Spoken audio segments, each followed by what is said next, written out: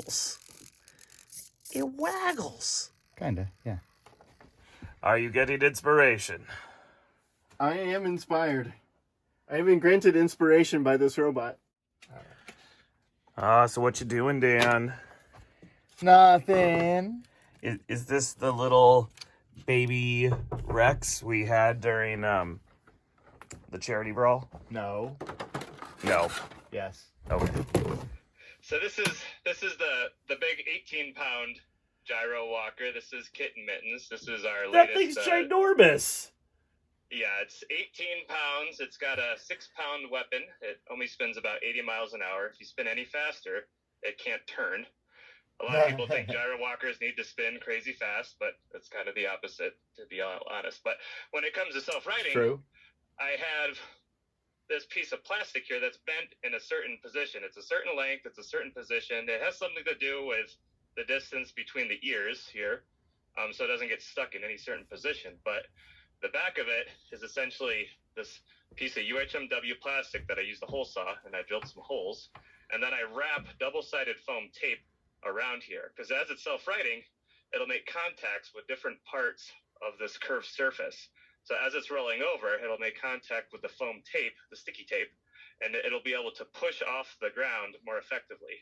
Without the tape, it'll just slip, and it won't get any traction with the floor, so it'll just kind of flounder around. But it needs to have lots of traction, kind of like a tire on the floor, and that's what really helps self-right a lot. Well, thank you for sharing that with us.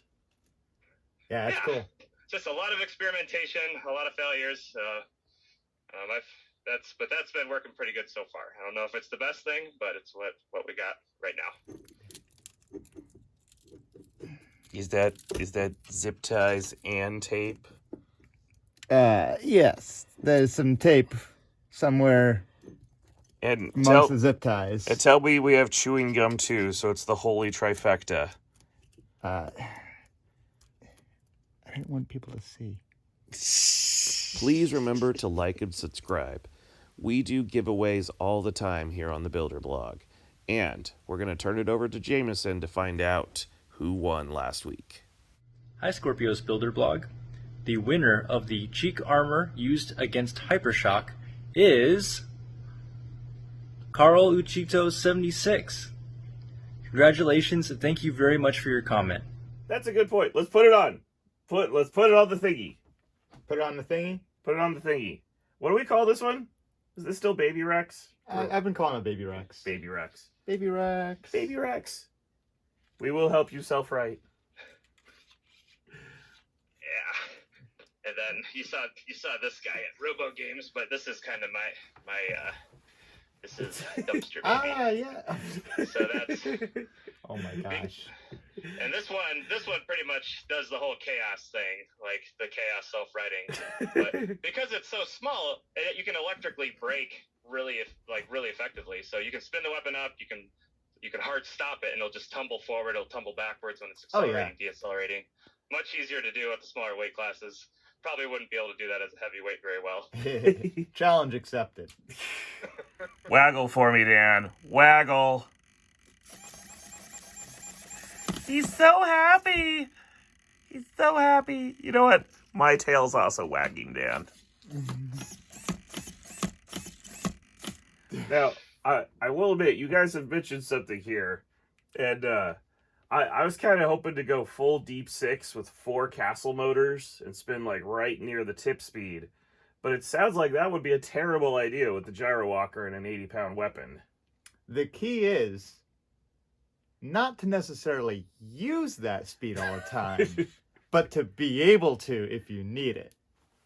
Okay. Yeah, I mean, like what I've been doing lately is because the weapon, at least on my robots, because it gets the weight bonus, you can allocate more weight into the weapon.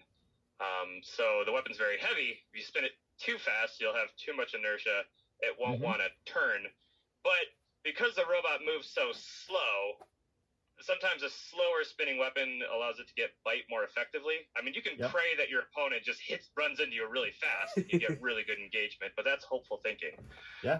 So the spinning slower does help with engagement. It helps you turn a lot faster, but the bloodlust in you always wants to spin crazy fast. So what I'll try to do is I'll spin slower. I'll walk up to the opponent, and then when they're like cornered up against the wall, that's when you ramp it up really fast, and then try to blast them. But Exactly. That's not it. easy. All right, Dan. So we're here in our little arena. I've got safety glasses. You've got safety glasses. Mm-hmm. And I see, to take our precautions, we have taken the teeth out of Baby Rex. And this is going to be our first walking test with Gyro Tail. Yeah. Yeah, we're gonna see what it does. If it works or if it doesn't. Well, I think if it doesn't work right out of the gate, we should try adding some weight to the tip. All right. So, tail test. It waggles! It waggles. It sure does. Boy. All right. Blade tilt functions. Weapon is active. All right. All right. I'm going to give it a little bit of speed. We're going to walk around.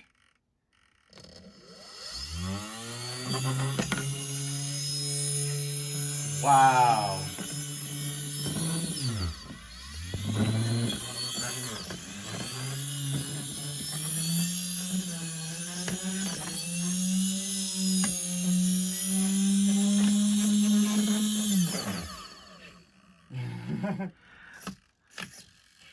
It's so cute.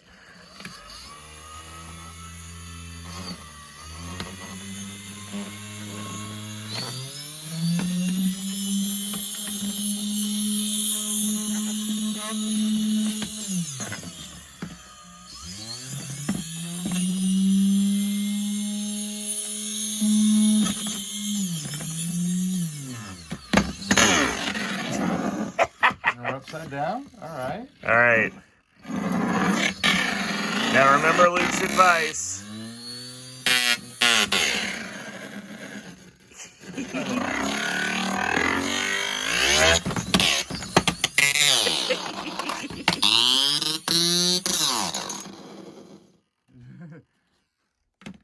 Back an email right now. Okay. All right. I'd Just say gotta figure out. All right. I want to angle it like that, and then angle it like that. That's what I want to do.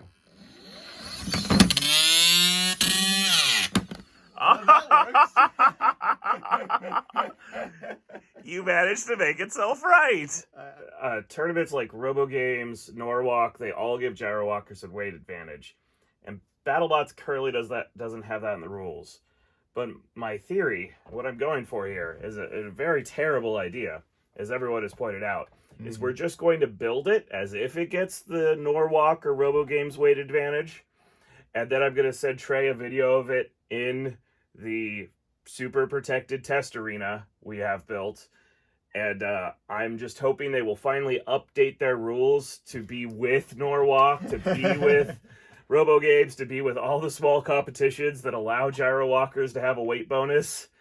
And I'm hoping by making a really cool Gyro Walker that's a giant flame-throwing red T-Rex, we can convince Battlebots to update their rules. So here we have a control test with no tail use.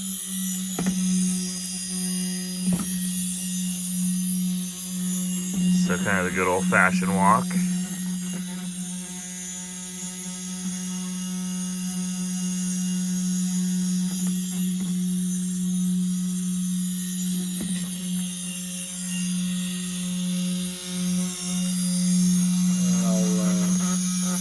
Try using the tail a bit.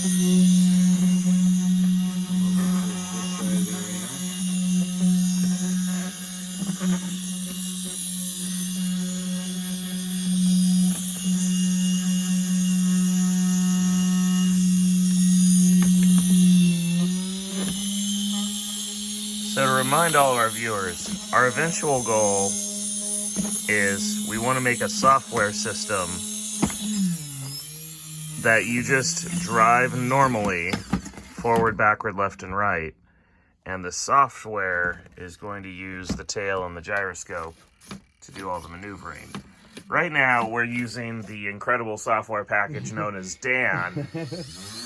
And Dan is somehow trying to figure out how a prehensile tail works on a dinosaur.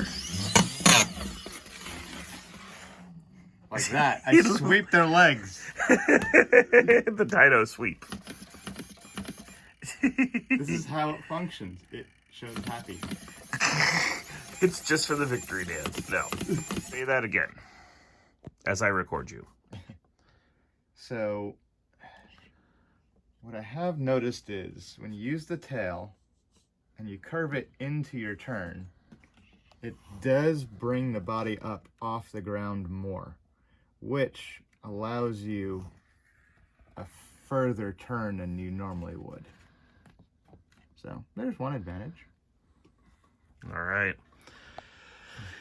Now we need to go tell Alan. Yep. Software package. Stop